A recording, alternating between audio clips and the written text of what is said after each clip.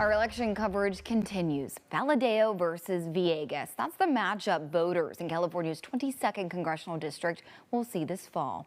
The Associated Press has projected Randy Villegas and David Valadao will advance to November's general election. Now, of course, with the ballot set, the high-profile primary that divided Democrats will now become a hotly contested general election contest and a true test of Prop 50's redistricting impact on the state. A race that's already garnered national attention during the primary now has even more eyes watching.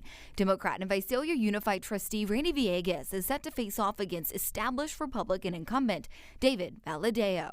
I am here to fight for the Central Valley and put the Valley first every single day. Villegas faced steep competition from moderate state assembly member, Democrat Jasmeet Bains. She was backed by the Democratic Congressional Campaign Committee, making this win even more consequential for Villegas. Voters picked the more liberal progressive candidate in a region that usually runs more moderate Democrats. We are running a populist campaign because not only are we endorsed by AOC and Bernie Sanders, we're also endorsed by a local Republican mayor and many independents and Republicans who are also frustrated with politicians in both parties that continue to sell us out to corporations and to corporate interests and to billionaires. McGeorge School of Law and UC Davis adjunct professor Chris McHaley says what happens next all comes down to money, voter turnout, and what happens between now and November.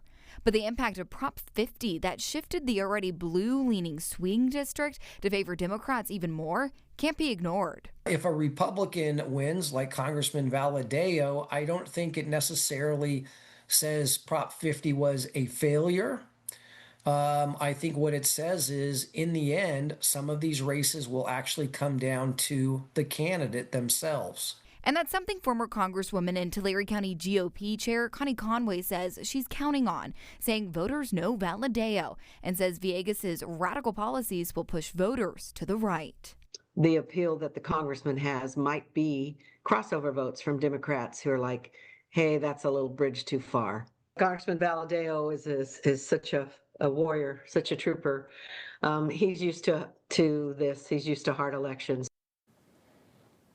And we did reach out to Valadao's team, but they told us he was busy with his duties in the House of Representatives and was unavailable for an interview.